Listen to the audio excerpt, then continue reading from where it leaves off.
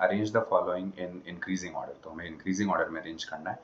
तो सबसे पहले this can be written as 3 to the power 1/4, this can be written as 2 to the power 1/3, this can be written as 5 to the power 1/6, and this can be written as 7 to the power 1/6। Okay, now आप क्या कीजिए, जो भी हमारे यहाँ पे bases हैं power में 4, 3, 6 एंड 6, उसका एलसीएम ले लीजिए।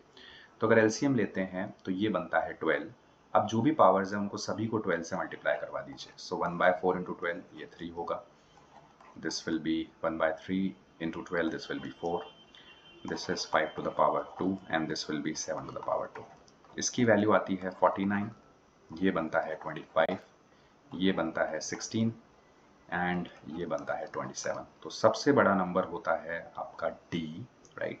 तो D तीनों में बड़ा है तो ये एलिमिनेट हो जाता है, सबसे बड़ा होगा D, then comes your A, then comes your C and finally comes your B।